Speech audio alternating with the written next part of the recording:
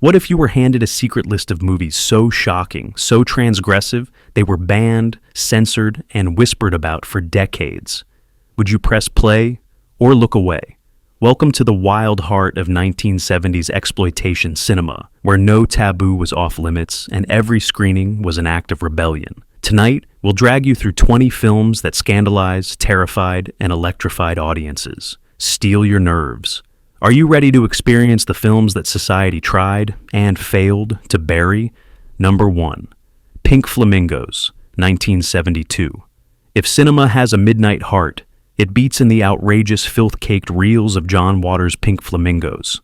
From its first frames, the film declares war on good taste, introducing Divine, a drag queen anti-hero who makes every taboo her personal playground. The story is a trash opera. Divine's family squares off against the equally deranged Marbles, who sell babies and kidnap women, all in a grotesque competition for the title of filthiest person alive.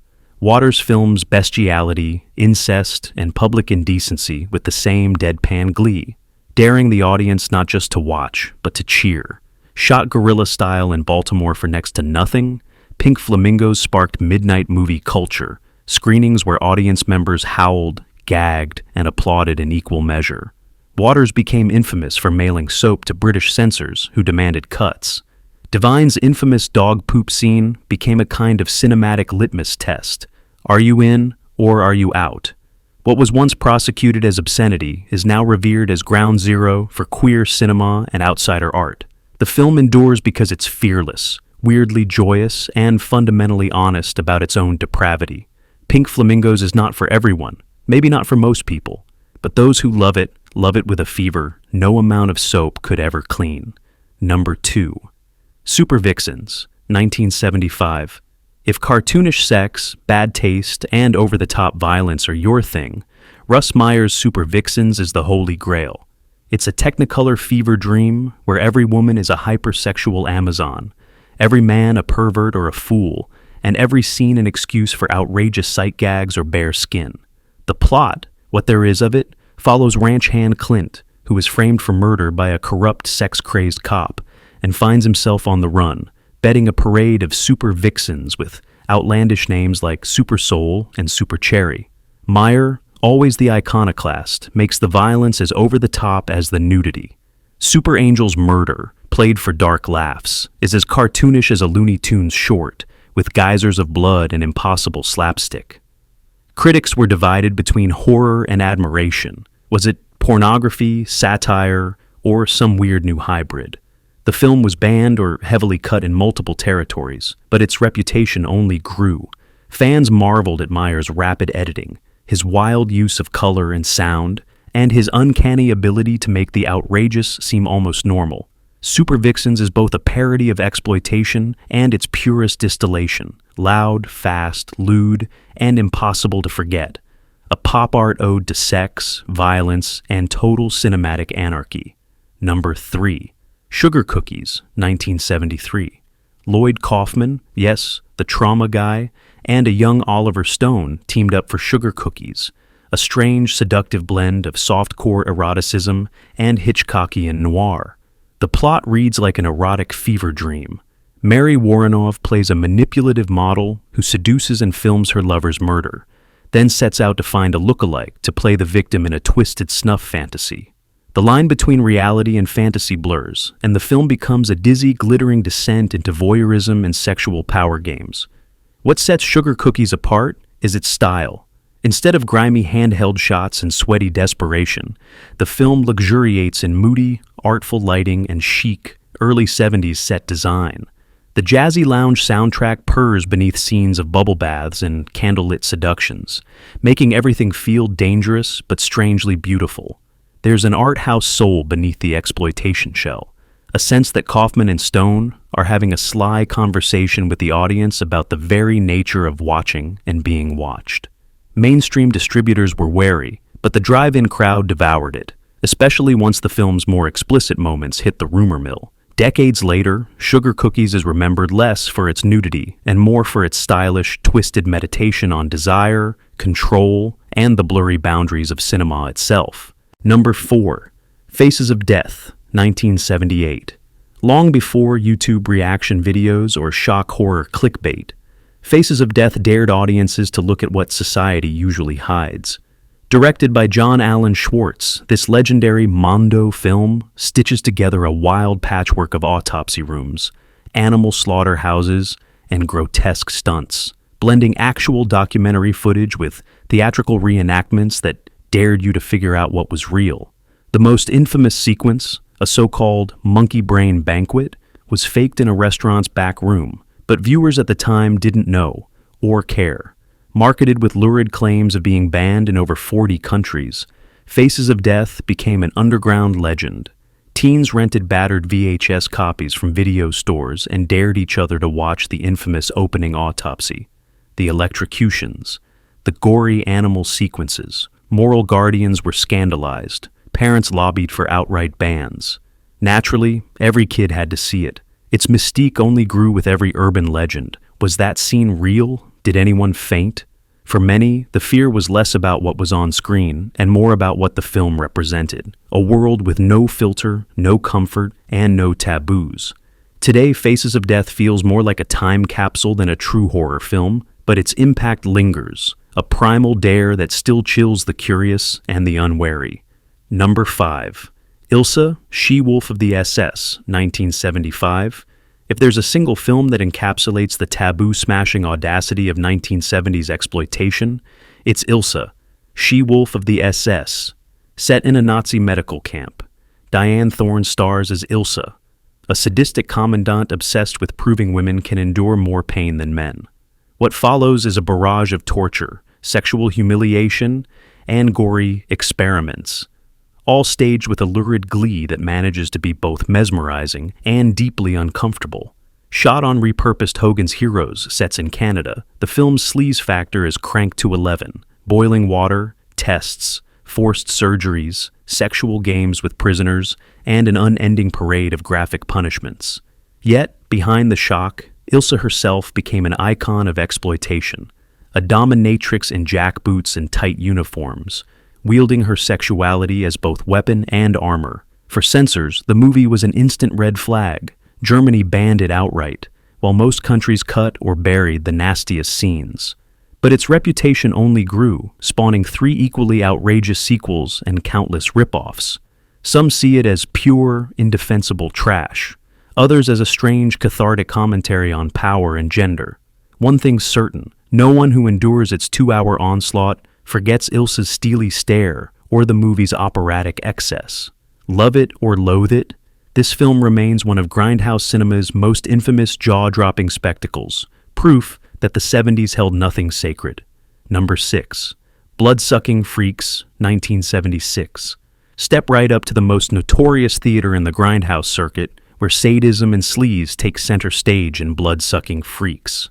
The plot, if you can call it that, follows Sardu, a demented showman who runs a Grand Guignol theater of torture in New York's seedy underbelly, assisted by his grotesque dwarf henchman, Ralphus. What starts as staged horror quickly spirals into real-life mutilation and mind-bending depravity. Women are hypnotized, mutilated, and turned into brainless sex zombies for the pleasure of a paying audience that applauds every atrocity. Director Joel M. Reed pushes the envelope with wild abandon, serving up buckets of blood, severed limbs, and a bottomless pit of misogyny, so much that the film was banned or heavily censored in multiple countries. Critics panned it as tasteless trash, but it found a cult audience who reveled in its excesses, especially once Lloyd Kaufman and Trauma rescued it from obscurity. Its reputation as a punk rock rite of passage grew, screened at wild parties, quoted by shock musicians, even referenced in horror conventions as the ultimate I dare you viewing experience. The film walks a razor's edge between satire and exploitation, skewering both the audience's appetite for violence and the art world's pretensions. To this day, it remains one of the most infamous artifacts of 1970s splatter cinema, shocking, revolting, and impossible to ignore. Number 7. Caged Heat, 1974. Before Jonathan Demme became an Oscar-winning director, he cut his teeth on the wild, whip-cracking world of women in prison films, and Caged Heat is his feverish debut. Forget the polite restraint of later demi-classics. This is pure grindhouse pulp, dripping with sweat, sarcasm, and just enough surrealism to make you wonder what you're actually watching. The plot kicks off when a young woman, played by the magnetic Joanne Harris, is thrown into a brutal women's correctional facility, ruled by Barbara Steele's sadistic wheelchair-bound warden. Showers are communal, the guards are predatory, and escape plans are hatched between strip searches and group therapy sessions that turn into brawls. But Demi injects something different, an undercurrent of sly, proto-feminist satire that skewers the system, even as it revels in exploitation tropes. Dream sequences slide into the narrative, fantasies of freedom and vengeance with women dreaming of agency and justice. There are catfights, riot scenes, and jailbreak attempts, but they're filmed with a wink, poking fun at the genre's excesses while still delivering the goods. Critics didn't know what to make of it. Was it parody, homage, or just plain trash? Audiences, however, packed the midnight screenings, relishing the rebellious spirit and sly subversion. Today, Caged Heat stands as a high-water mark of the women in prison genre, a film as unpredictable and unruly as the inmates themselves. Number 8. Thriller, A Cruel Picture, 1773. Sweden isn't the first country that springs to mind for grindhouse excess, but Thriller, A Cruel Picture is a rare, brutal gem from the icy north. Christina Lindberg stars as Frigga, a young woman rendered mute after a childhood trauma, who is kidnapped, addicted to heroin, and forced into prostitution by a ruthless pimp. What follows is a transformation from victim to avenger. Frigga spends a year secretly training in martial arts, marksmanship, and stunt driving, plotting her bloody payback. Director Bo Arne Vibenius mixes explicit violence, slow-motion action, and even hardcore inserts in some versions, making Thriller notorious among collectors and censors alike. Swedish authorities demanded massive cuts. The full uncut version became a grail for exploitation fans worldwide. The film's eye-popping imagery, Lindbergh's eye patch, her cold stare, her relentless pursuit, directly inspired Quentin Tarantino's Kill Bill and cemented its status as a cult classic. Thriller's narrative is simple, but its execution is pure pulp poetry, blending grindhouse sleaze with arthouse style. For viewers able to stomach its excesses, it's a singular experience, an icy, uncompromising revenge odyssey with a heroine who turns every tool of her abusers into a weapon of liberation. Number 9. I Spit on Your Grave, 1778. Few films provoke as intense a reaction as I Spit on Your Grave. From its infamous opening, where Jennifer Hills, a young writer, endures a brutal, extended assault by a group of small-town men, to its blood-soaked payback, the movie never lets up. For some, it's an endurance test. For others, a fiercely angry statement on vengeance and survival. The film spends nearly half its runtime in the aftermath of violence, as Jennifer slowly, methodically hunts down each of her attackers, turning everyday objects, a bath, a boat, a hatchet, into instruments of retribution. Director Mir Zarki claimed he wanted to confront audiences with the reality of sexual violence, stripping away the lurid gloss of Hollywood thrillers. Critics, most famously Roger Ebert, called it garbage, and many countries banned it outright or forced heavy edits. Yet, feminist critics have sometimes defended it, arguing that it gives Jennifer full agency and refuses to let viewers off the hook with easy answers or comforting moral lessons. Love it or hate it, the film remains infamous, a raw, uncompromising portrait of trauma and revenge that's impossible to forget. I Spit on Your Grave is not entertainment in the usual sense, but a cinematic gut punch that still divides, shocks, and, yes, demands to be reckoned with. Number 10. Hollywood Boulevard, 1976.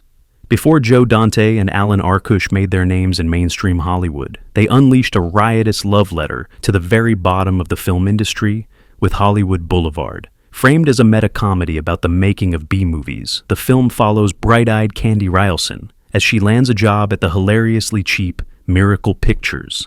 If it's a good picture, it's a miracle.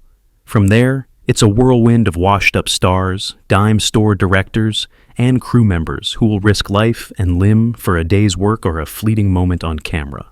Dante and Arkush fill the movie with knowing winks, inside jokes, and outright parodies, while also raiding producer Roger Corman's vast archive of stock footage to pad out the action. The result is a chaotic mosaic of car chases, jungle shootouts, and Amazonian brawls, with every cliché lovingly lampooned. The movie pokes fun at exploitation's excesses. Gratuitous nudity is delivered with a nod and a grin, and the body count stacks up alongside the jokes. Yet, despite the satire, there's genuine affection for the weird, wild world of low-budget cinema. Hollywood Boulevard is a time capsule of 70s schlock and self-awareness, a film for movie lovers who appreciate both the ridiculous and the sublime, and aren't afraid to laugh at the spectacle of cinematic survival. Number 11. The Last House on the Left, 1972. Wes Craven's The Last House on the Left is a landmark in horror, not just for what it shows, but for how it makes you feel. Inspired by Ingmar Bergman's The Virgin Spring, Craven drags the tale into the American heartland, where innocence is ripped apart by random violence. Two teenage girls, seeking a little adventure, fall prey to a gang of escaped convicts. The scenes of abduction, humiliation, and murder are filmed with a documentary rawness that makes them almost unbearable. There's no stylized escape, no comforting distance, just the ugly, relentless grind of real terror. But the film doesn't end with victimhood.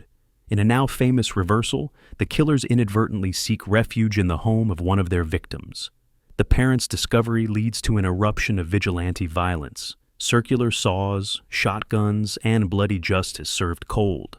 Audiences in the 70s were shocked not just by the brutality, but by how it reflected the era's anxieties about the Vietnam War, the breakdown of the American family, and the thin veneer of civilization. Marketing urged viewers to keep repeating, "It's only a movie," but the impact lingered long after the credits rolled. Last House on the Left remains one of the most powerful, divisive, and influential exploitation films ever made, a descent into hell with no safety rails. Number 12. The Texas Chainsaw Massacre, 1974. When it comes to films that burrow under your skin and refuse to leave, few rival Tobe Hooper's The Texas Chainsaw Massacre. Shot on sunburned 16mm film and populated by actors willing to suffer for their art, this film shattered boundaries by making its rural Texas landscape feel alive with menace and rot.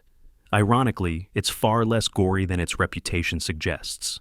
Much of its horror is suggested through the relentless, nerve-shredding soundtrack and raw, documentary-style visuals. Leatherface, the lumbering, flesh-masked butcher, doesn't just chase victims. He explodes into scenes, slamming doors and waving his chainsaw in a demented dance that's become iconic. The infamous dinner scene is pure nightmare fuel, cackling, shrieking, claustrophobic. British censors refused to certify the film, while American drive-ins turned it into a word-of-mouth phenomenon. Tobe Hooper reportedly wanted a PG rating, but what he got was infamy, debate, and midnight movie immortality. 40 years on, the grime, the sweat, the dread, none of it has faded. The film is routinely dissected in film schools, but no analysis can quite explain the primal terror that grabs your stomach as Sally runs screaming into the dawn, Leatherface howling and spinning, both victim and monster, in a world gone totally mad. Number 13. The Beast in Heat, 1977.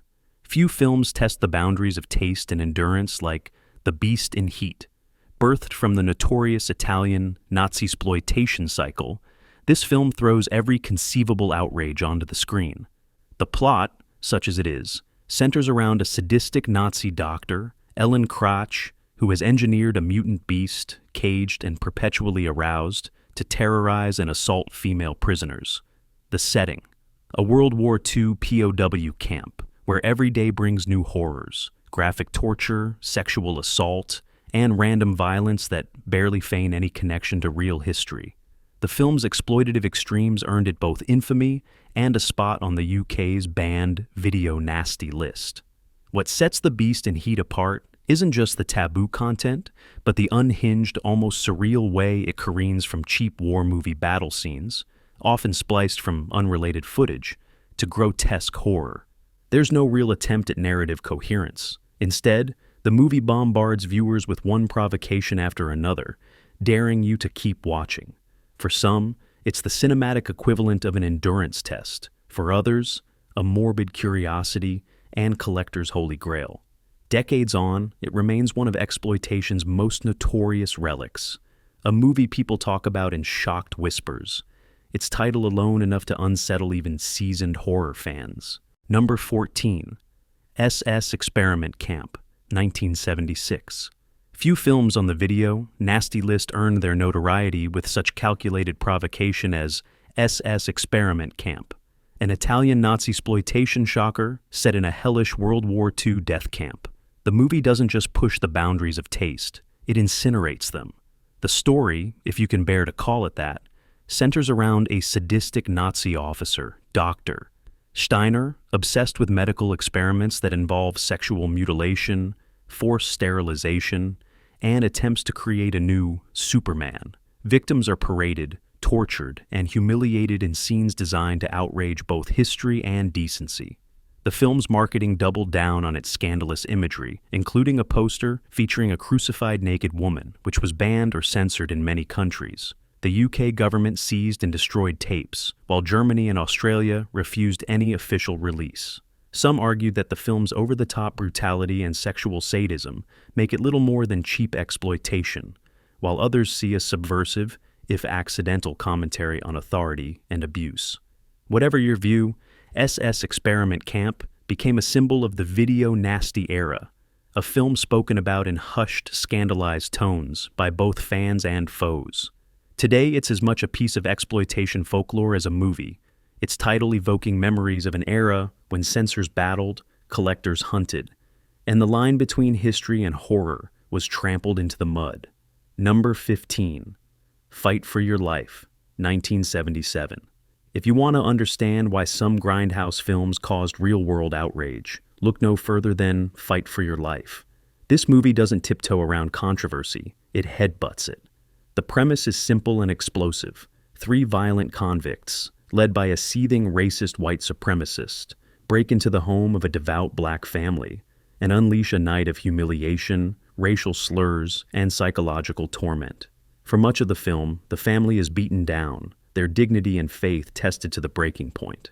But the real fireworks come in the last act, when Patriarch Reverend Turner turns the tables, meting out biblical retribution that is as brutal as it is cathartic. The film was banned outright in the United Kingdom and caused headaches for censors in the US, not just because of its violence, but its relentless barrage of racist language and themes. Is it a condemnation of hatred or exploitation of real pain? Even decades later, debate rages among critics and viewers. What can't be denied is its raw, confrontational power. There's a nervous energy to every scene. No one is safe, nothing is predictable, and when the final reckoning arrives, it's both a release and a gut punch. Fight for Your Life is not an easy film, but it's a landmark of grindhouse extremity, a movie that dares you to look and then makes you pay for watching. Number 16. The Big Bird Cage, 1972. Take the wildest elements of the women in prison genre, catfights, sadistic guards, doomed escape attempts, and set them in a steamy, lawless jungle, and you get The Big Bird Cage.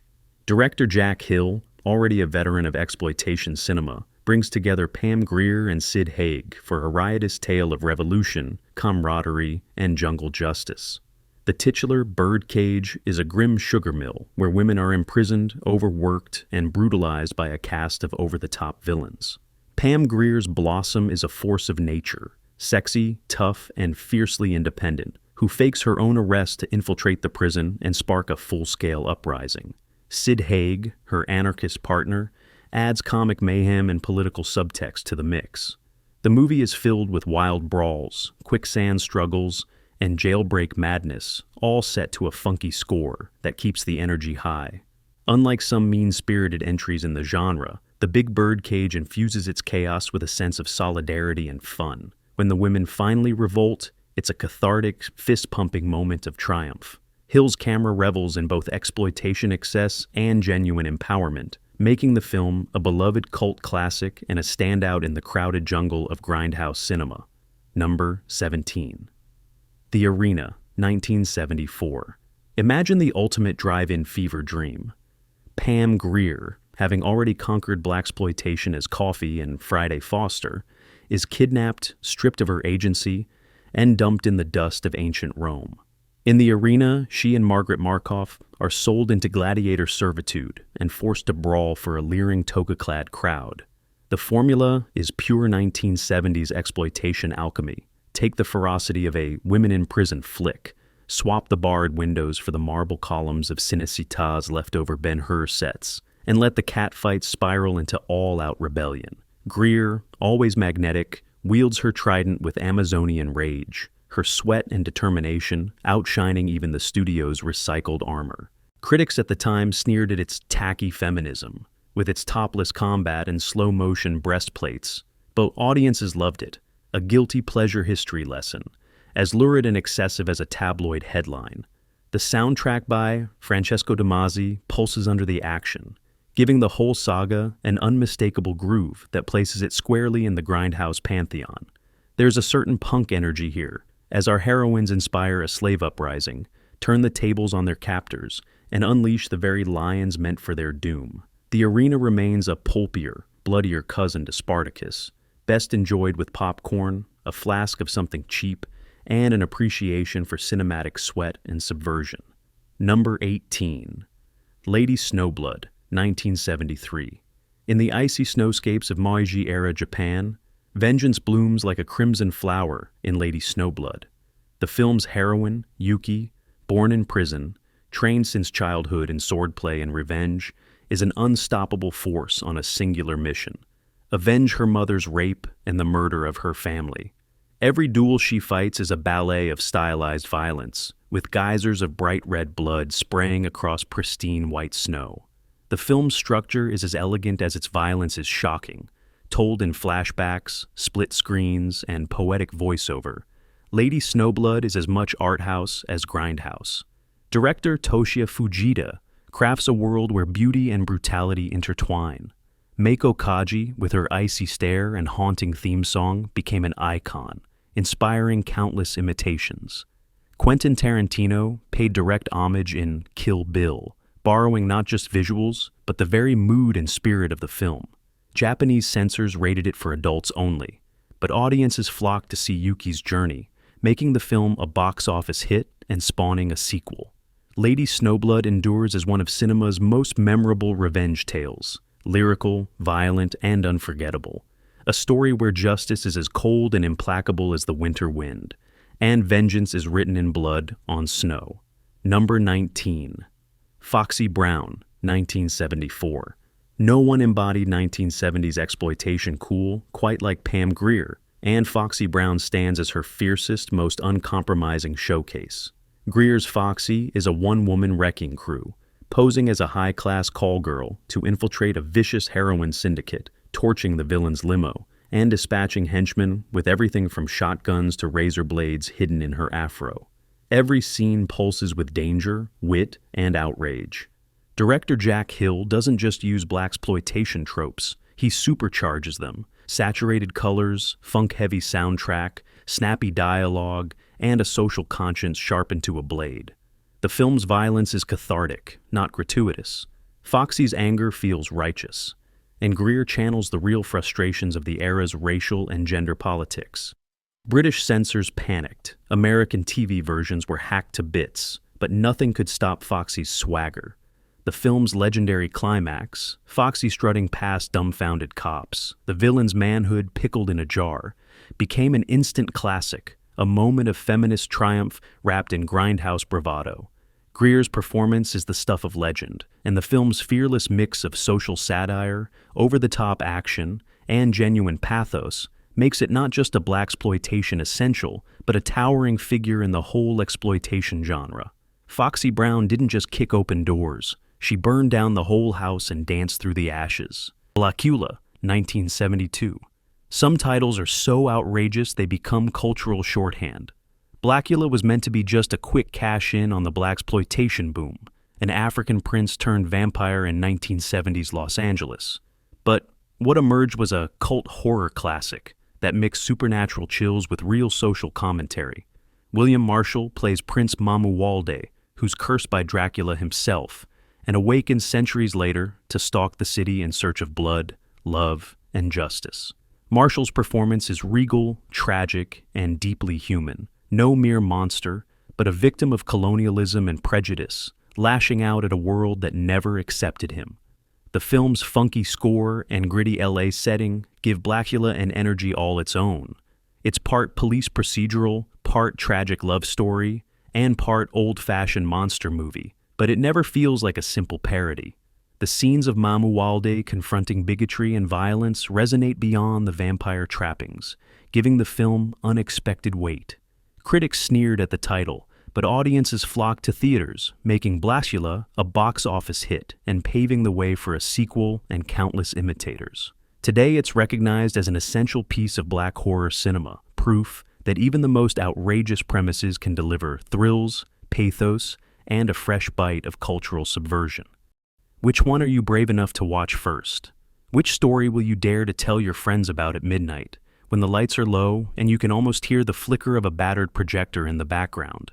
If you loved this deep dive into cinema's wildest corners, make sure to like, share, and subscribe for more film history, hidden gems, and stories the mainstream is too scared to tell.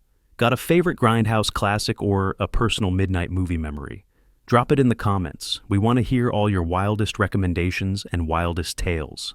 Until next time, keep your mind open, your popcorn hot, and always remember, in the world of exploitation, there are no rules, only legends,